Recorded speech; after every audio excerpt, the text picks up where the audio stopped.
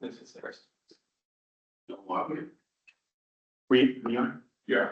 Terrific. Hello, everyone. This is, Gary Parnagan. I'm calling to order the Public Works Board meeting for February 12th, 2026. Do I have a motion to bring the meeting to order? Make a motion. Thank you, Tyler. Second? Second. Thank you. Okay, let's do a roll call. As I mentioned, I'm Gary Parnagan. Let's go around the room. David Marston. George Croner. Tyler Kirkman, Commissioner. Tiffany Martin was not able to make it tonight.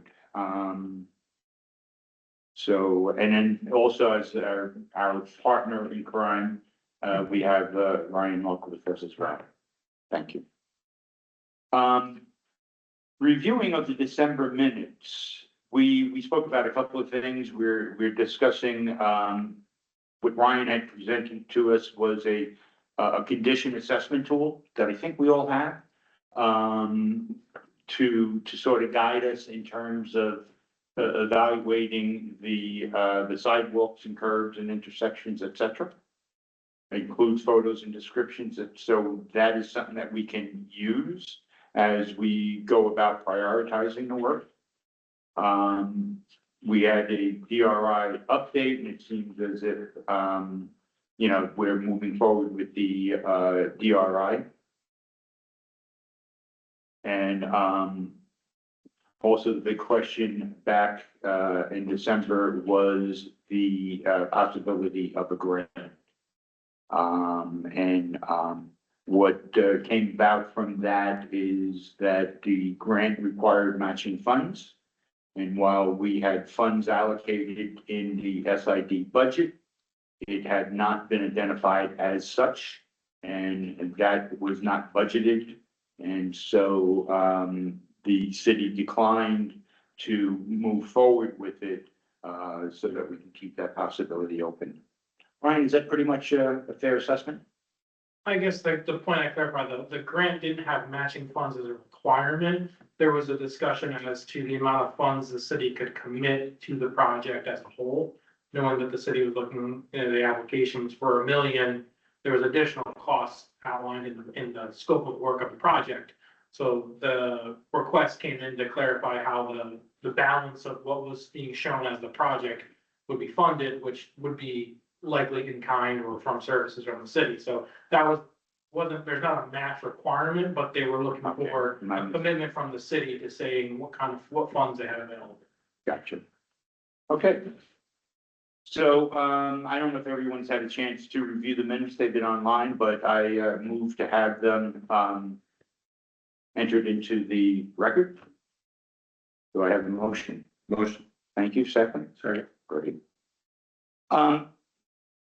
Now's usually time where we get a report from you, Ryan. You want to give us any update or assessment from your standpoint? We're pretty much, I think, at a point of standing still.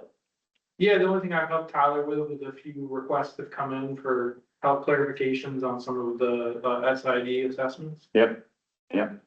Other than that, it's been pretty flat. Okay. Let's discuss the letters that have come in, challenging their assessments. So we had two challenges. One of the property owners actually left out their total cost, Right.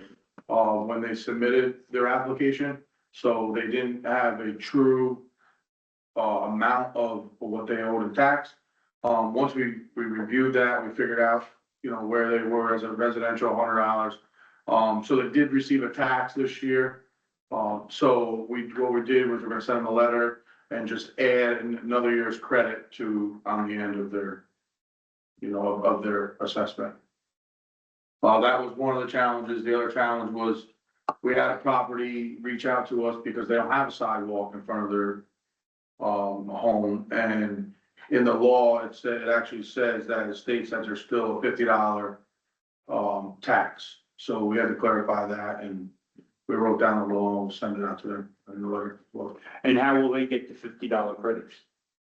It's a tax. They don't have a credit. It's a $50 tax. So but it was originally assessed at 100. No. It was No. 50. Oh, it So was, the question, to my understanding was, the question was, I don't know why I received a fee Right. on the sidewalk. But oh, based I on see, law, okay, okay. residential lots with no frontage of sidewalks still will receive a $50. It's like a lot of the, homes that are on boulevards. There's no Sure. sidewalks, but even though every single one of them houses still has a $50 tax. You live in Hudson? So that was it. It was just the two challenges. Okay, terrific. And have you been monitoring the sidewalk mailbox? Yeah, so there was a few other, residents who just reached out and just wanted some clarification on how to submit. There was, a couple wanted to know if, there was a contractor that other people were using, things of that nature. Nothing in any other challenging form. Okay, okay. So it seems to be working out just fine. Yeah. Yeah. And out of, how many properties were assessed? So I think the total number of parcels within the city of Hudson is somewhere around 2,900-ish. Some are owned by the city and other entities, but that's the number we're calling from memory. Do we have a number on how many actually submitted an application for a credit? About 30 to, well, so we had some that submitted applications, but they were outside the 10-year window. So I think there was 30 or 31 properties that received a credit reduction of some sort. So 2 challenges out of 30. That's good. That's great. Very good. Yeah. Yeah, I think we got through the first year. And here we are in the second year. Or is it the third year? We started in 2014. 30, right? Okay, so that brings us to moving forward. Right, so we have about over 300,000 in budget from the amount left over from the previous, from the initial investment by the city, or loan, I should say. And then also the assessment that we'll be getting this year, but we're not gonna be getting it until later on. So without that money in hand, can we go out and bid work and line it up? I mean, that question, I guess, goes back to when the funds would be available. Is it quarterly? I guess I'm not sure when I understand that the first payments would have been, or first bills would have been sent out, and I'm not sure when they were due, but if the thought is by the end of this year, you'd have the full value, it may be challenging to say you could use 300,000 because you wouldn't get that until the end of the year, guaranteed to have that by the end of the year. Is there work you could do? Certainly. It would just have to be, or, thought out as to what amount of work you look at doing. I think last year, the contracted amount was around $240,000, and we focused primarily on curb ramps. Right, There's, the grant application was trying to complete sidewalks between a lot of those curb ramps along streets that, access public and municipal buildings. We could certainly look at a few of those smaller streets to see if there's a location that would fit the budget available, and then, complete something. Sure. Is the 300,000, I know there was talks about partially being repaying the loan from there. what was accepted was what I had proposed here last time, which was, we'll pay back 50,000 of the initial 500. And, I had suggested doing that for the next 3 years. The treasurer suggested that we revisit it after the first year. So that's fair enough. Now, okay, so putting funds aside, looking at the priorities. Can I- What, Can we go just a little bit more on the funds piece? go, I wanna just understand the decision to not pursue was $1 million grant? That was the request was for. The request was for $1 million. Were there parameters on the request, like a range, or did we just, given the scope of work that we had been pursuing, that seemed like a appropriate figure? So the maximum amount was $1 million. Okay, so we went for the max. Correct. Yep. And then, Gary, you brought that to the council. The council wasn't comfortable in pursuing, given the. No, no. Actually, the grant was not initiated out of this board. It was from the mayor's office. And, they brought in an outside consultant who Ryan worked with. And so we were kept abreast of it, and we, from our budget, paid for that, which seems reasonable enough, right? The production of the materials to apply. Yeah, exactly. And for the consultant's fee. And that was submitted by the mayor's office. The former Yeah, mayor's office, yep. and then when this, my best understanding is then we were going to reconvene and sit down and discuss it with this administration in January. I could not make the conference call. And the follow-up to that was that there was additional information required. And the decision was then made out of the mayor's office to let's make sure that we have all of our ducks in order and we understand all of the requirements. And so we, as a city, declined moving forward. And the state had asked us for more information. That's kind of what happened. They asked us, well, what is your commitment towards the? Yeah, I don't have that. Well, I don't have the minutes in front of me. I never actually saw them. So I don't know exactly what the state was asking. But you know, one of the things that we were gonna have to come up with was, if you will, a understanding of what had been budgeted for this project. Right. And that's a block grant, right? The That was a community development block. CDBG Yep. grant. Okay. So, It's kind of a bummer, yeah, it is. because I mean, we were really counting on pursuing that, I feel like. We were hoping. I think it could have took a big chunk out of, you know, us getting a lot more work done. Yeah. Yeah. Right, and just showing the work that was coming out of this committee. Yeah. Well, I think the walkway for us is that, and we should take ownership of this, is, what are the grants we want to move forward Yeah. for in the future? And what do we have to have in place for that to happen? Yeah. You do have a member of the public with a hand raised, Justin, I believe. Okay, Justin, Hi, guys. How are you? miss you already. I see that. I miss you guys too. Yes, I just wanted to comment. It is very, very, very disheartening that this grant opportunity has fallen by the wayside. There was a lot of work that went into it. There was always that question, you know, because we were going for the million, even though it was a grant that had no match, right?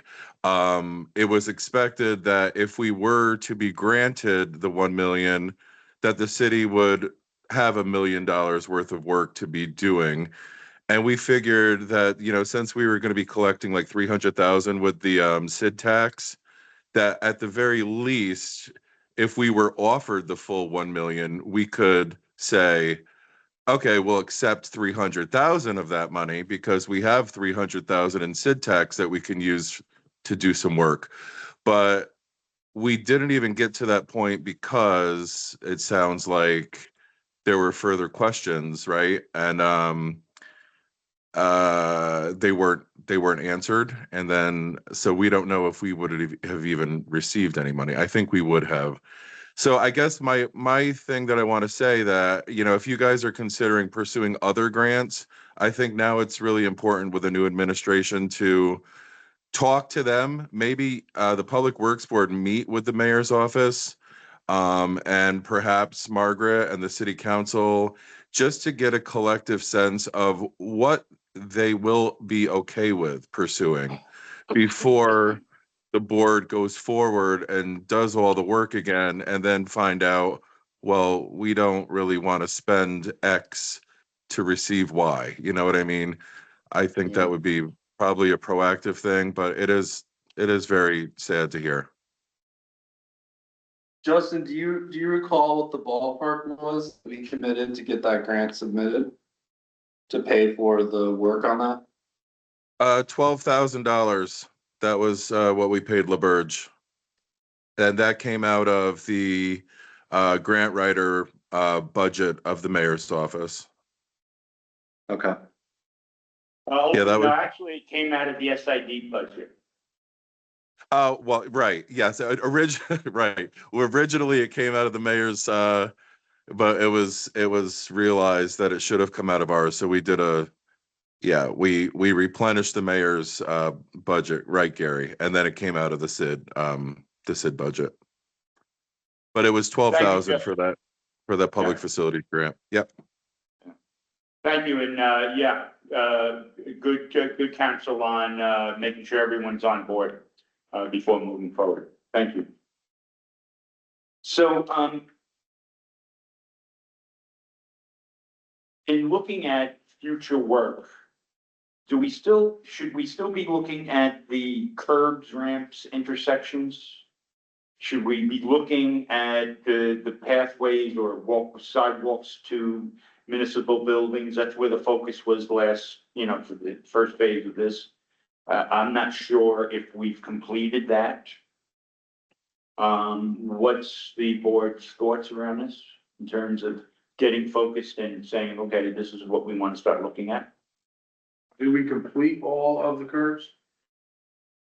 All the curb ramps that were included in the contract, yes. There are still a few curb ramps that were not considered due to various reasons. Example, Columbia, we didn't do anything on Columbia below 6, because that's where a sewer separation Right. project's going on, so there were some that we skipped over for reasons like that, but we did connect Fifth Street to Warren Street, State Street to Warren Street on Fifth, minus Columbia, 6th Street from Warren all the way to all the way to the Pocketbook Factory is where we had stopped. However, there was one curb ramp there we had to skip due to a utility pole being in the way. And then 7th Street, we worked on, Bryant Park to State Street. And then the work in front of the depot lofts was done by the owner, so those sidewalks were completed to the firehouse and, building department, so. So thinking about, as this tax rolls in, right? Maybe we look at some of the smaller projects, like finishing some of the curb ramps. Some of the higher traffic areas, connected to some of the municipal buildings.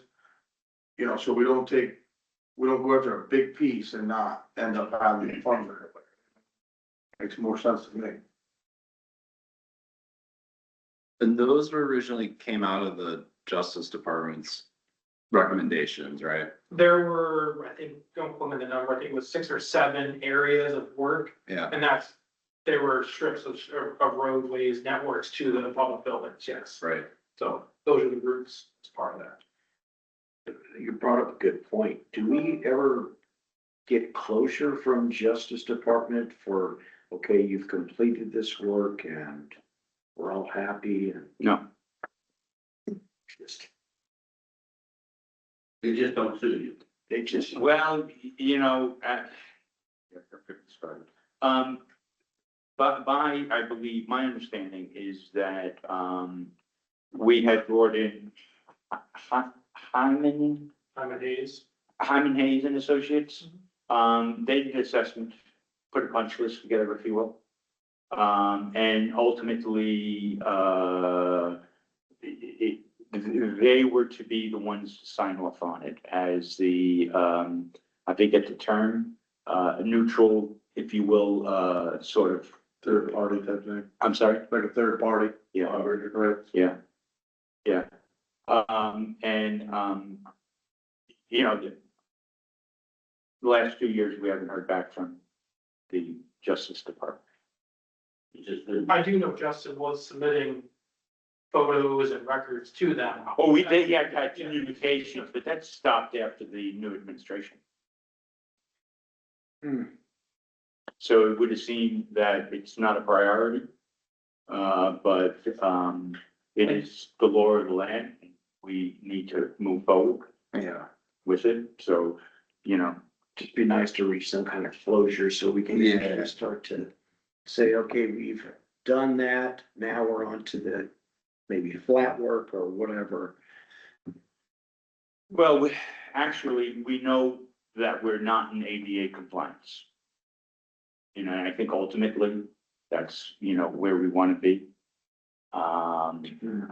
And, you know, I just as well leave sleeping dogs lie. I mean, the goal of, from my understanding, the goal of this board and the SID is to continue this process for the long term, not to, you know, the Yeah. compliance is gonna continue to be improved upon for the future. It won't, you know, there may not be a time where you can say everything is perfect throughout the city. There may still be areas of work to work on, you know, 5, 10 years from now, Right. beyond just the initial list from. It's gonna be a continuous, Correct. right? Yeah, Yep. yeah. Right, but I think the big thing is, you know, obviously we have bills, right? We have bills to pay. We don't have that grant that we were counting on. So we don't wanna go broke. Take off a big chunk and try to do some work. If we're gonna need money to submit for grants or, you know, other invoices. That needs to be planned, but Right, we're not the government, so we can't spend what we don't have. exactly. So we gotta be careful on our next, you know, our next project here. Yeah. Is what I'm saying. Yeah, you're absolutely right. And yeah, it might be prudent to hold back funds, you know, just for, Just to build the account, right? Or, you know, maybe. or be able to bring in a, you know, a consultant to help us with some grants or whatever the case might be. Right. Okay. And we own the work products that we paid for the grant we decided not to pursue, right? The The city, work that Labarge did that we paid the 12K for, that is our work product. We can repurpose some of that material at a minimum. I would think yes. Okay, Get it ready for a new package. yeah, Good idea. yeah. the one challenge with some of that is a lot of the grants speak specifically to goals and objectives. So it would be, a lot of the work they did definitely will have, you know, reusable information, but a lot of the goals and objectives change depending on who the grant source is. So there may be some, it would unlikely be that you could just take and, you know, reuse it exactly. There'd likely be Yeah. some modification. Yeah, 100%, that makes sense. I think also the thing with the Justice Department was, to your point, it really organized our entire orientation and focus. And if we're not really under a consent decree in any real way, then while I agree we need to keep pursuing, we need to think strategically to not burn it all on just crossing those off our list that was made for us, you know? Mm-hmm. And I'm surprised that too, that the city doesn't, maybe this is a question that's best not discussed in the public realm, but you know, that the city would be interested in how have we succeeded in eliminating some liability for this work? You know, the decree, if the decree is deemed done, complete, then that's liability that the city's not exposed to. Something to think about, but yeah, you're right though, both of you, about thinking more strategically with the money. Do we have an idea of what current concrete costs are for sidewalk per square foot? 15, is that what I heard, 15-ish? I've not gotten a 2026 concrete price yet, but if you're talking per square foot, that number would not be for what the city would pay for a contractor at prevailing wage. That's the biggest change, you know, the resident, I think that could be more accurate. But prevailing wage has a large cost, and that, I think we budgeted well, not substantially more, but a number higher than that when we were doing previous work, so. Is there a masons union in this town? Concrete masons where you could actually incorporate training apprentices and I've never heard of it. I doubt it, but, you know. do city work with that? you And know. we're just not concentrated enough. You might have to go to Poughkeepsie for that, you know? Right. Albany.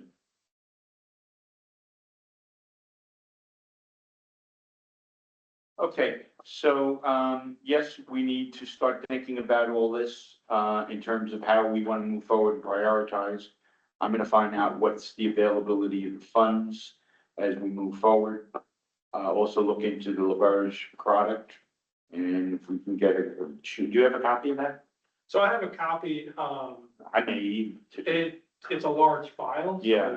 It probably is not easy to share via like Right. email, but yes, we were given a copy of materials, that were submitted, yes. Okay. Um. So let's continue to think about in terms of what our priorities would be. The other thing that I want to carry over from last year is we were discussing is there a way for the city to motivate property owners Yes, to voluntarily thank you, Gary. to do the work themselves? I wanted to bring up, can we work more closely and collaborate with code enforcement authority to, identify certain high-risk sidewalk areas in need of improvement that might be perhaps owned by larger developer groups or, owners that have the means to adhere to what is the law rather than deferring to Sid to take care of that for them. Not in a sort of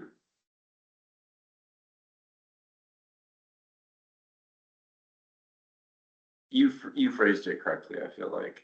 Can we motivate certain property owners to take care of their sidewalk? Yeah. And how do we do that? Through the code and through our code officer in a way that's strategic. With, see, and there was debate last year on this. Because I don't think we have to stick any longer, meaning code enforcement. Property owners are responsible for ice and snow. They're not responsible for their tripping hazards. The city's taken that over.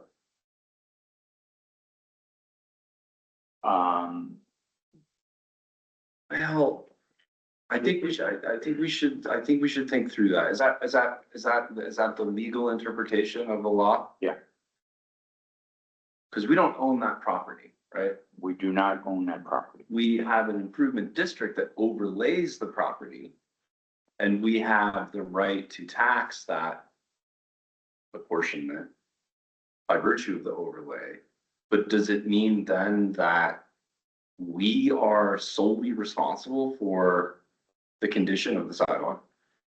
Well, the city has always owned the sidewalk. It is not owned by the property owner. Is that true? We should pull that. I don't think that's I'd like to get to the bottom of that as well, because in the city, they changed, New York City changed and made the owners responsible for all trip hazards and sidewalk improvements. And, you know, liability, boy, it really changed the city makeup pretty fast.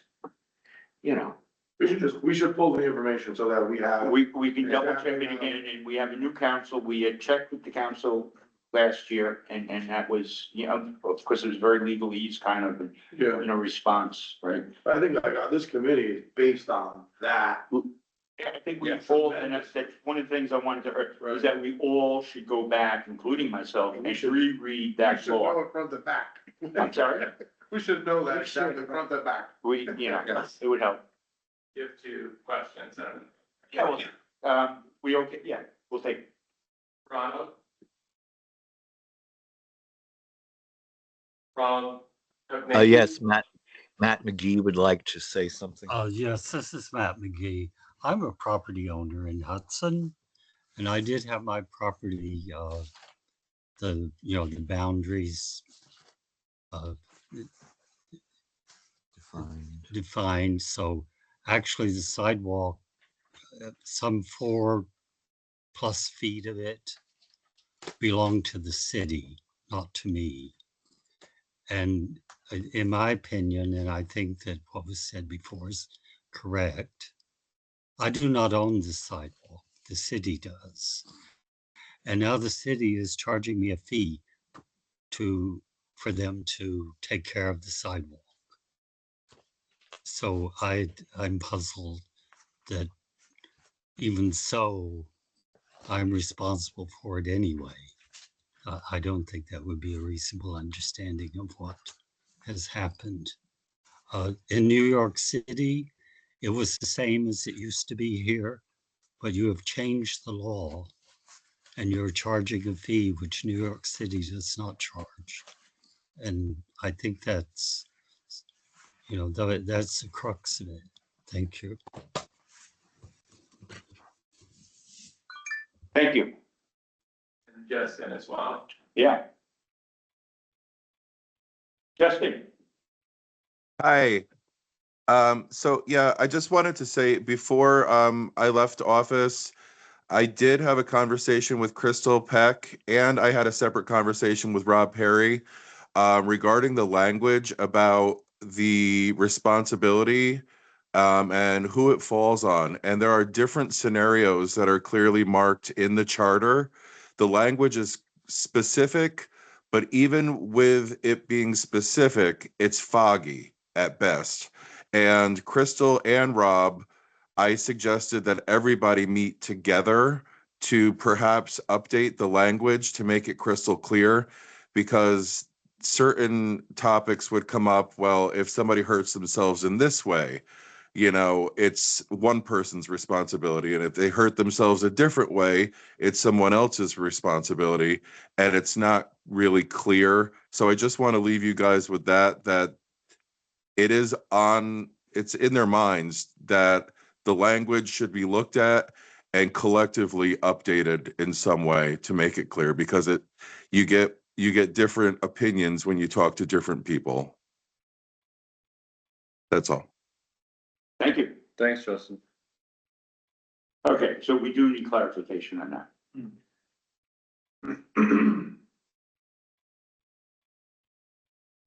Okay, anything else?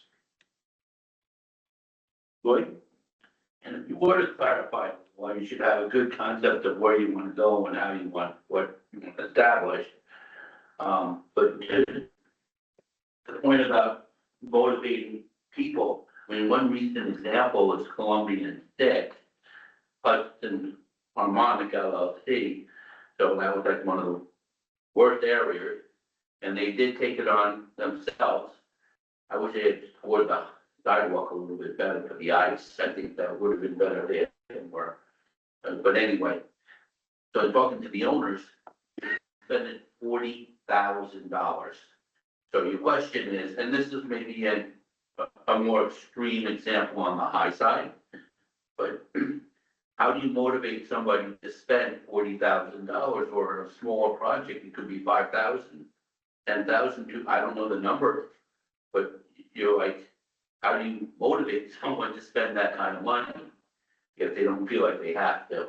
And then there was the third point, that's the final point that I'm going to make, is it's unfortunate that that loan, that grant was not acquired. And maybe if they had taken a staged approach, instead of going for $1 million, $1.3 million in one project, that if you had like set up various portions of work that could be done, and so I don't know, in terms of like making a grant application, if you have to go like one, but the decision was made to go full hog and go for the full 1 million, and that may be why it got turned away. I don't really understand the specific minutia of what happened, why it got turned away, but I think if it had been managed closely, it could have been acquired. I would hope, I would think they have these grants because they want the municipality to spend the money. So I don't know what happened there. Thank you, Lloyd. Yeah. Okay, anybody else? The board? Yes? Motion to adjourn? First, second, George? Somebody. Thank you all.